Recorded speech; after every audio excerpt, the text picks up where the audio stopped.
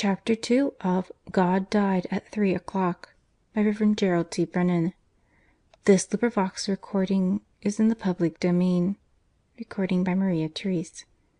Chapter 2 The Garden. The traitor is gone. He will never return to the company of the apostles.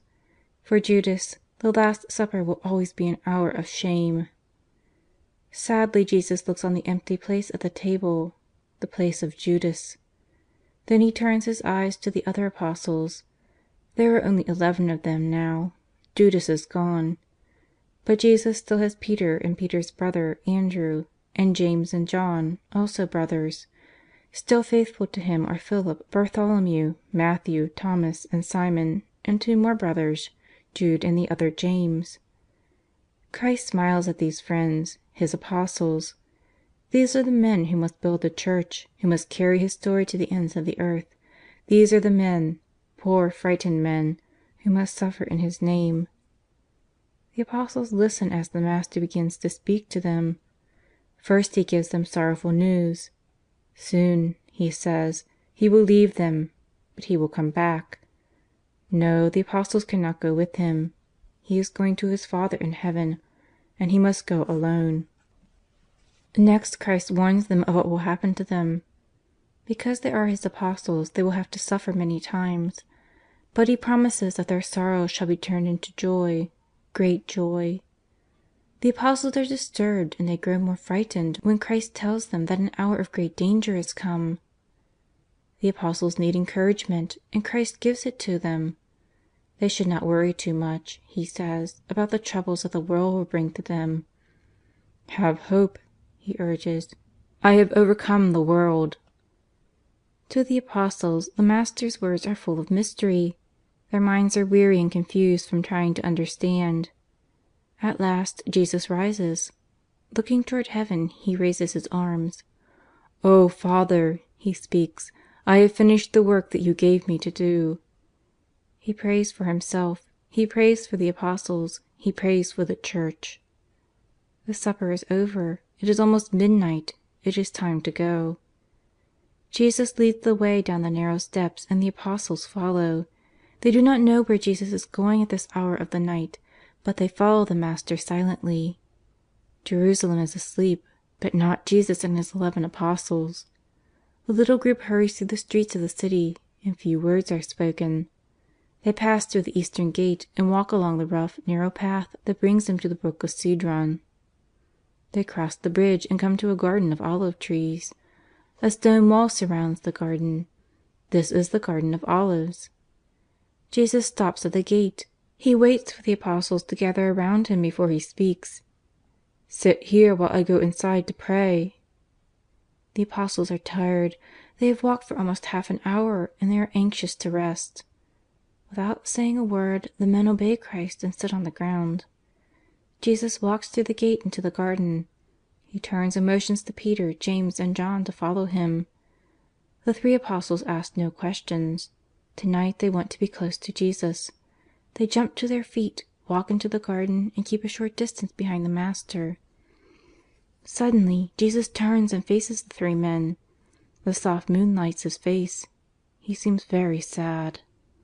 "My soul is full of sorrow," He says. "Stay here and watch with Me." The apostles nod their heads. The sadness of Christ worries them. They wish to talk to Him, but the words do not come. Jesus has no need of words from the apostles. They cannot help Him. Only He knows the terrible thing that is about to happen, and He must face it alone. Turning away from the 3 apostles, Jesus walks a little farther into the garden and falls upon His knees in prayer. As He prays, He is seized by a great sorrow. He falls forward on His face, flat to the ground. So awful is this sorrow that even drops of blood trickle down His face. Is the strong Christ afraid to die for sinners as He promised? Does some picture of the world's sins rise up before Him to sicken His pure soul? What brings this agony to Christ? Jesus is fighting against a great temptation. This is what crushes Him with grief. Here in this corner of the Garden of Olives, Jesus thinks about all these people who will never love Him. He sees all those sinners who will never care about Him. Even though He will offer to forgive them, many sinners will turn their backs on Him and walk away. This picture of ingratitude is the thing that is breaking the heart of the good Christ. He has come into the world to die for sinners, but He sees that many sinners will not care very much whether He died or not. Jesus is tempted to flee silently from the garden and leave this world of cold hearts to take care of itself. But He fights against this temptation. He prays to His Father to take away this terrible thought, but only if it is His Father's will. He staggers to His feet and comes to the 3 apostles. They are asleep. Peter awakes to hear the Master ask him, "Can you not watch 1 hour with me?"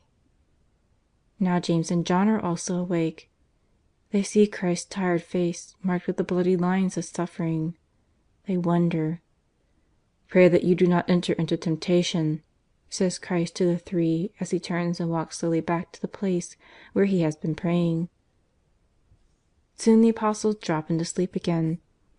Here in the moonlit garden only Jesus is awake, suffering and praying, "Father, not my will but your will be done." A second time Jesus comes to find the apostles asleep, and they are too ashamed to speak to Him. Leaving them, Christ returns to prayer and offers His life for all sinners. Once more Peter, James, and John awake to find Christ standing before them. He is strong and calm again. But the apostles hear noises on the road leading to the garden. They see lights moving through the darkness, and they are afraid. "Who comes at this hour to the garden?" they ask. "He who will betray Me is here," answers Jesus, and He watches as the lights bringing the traitor come closer to the garden. End of chapter 2.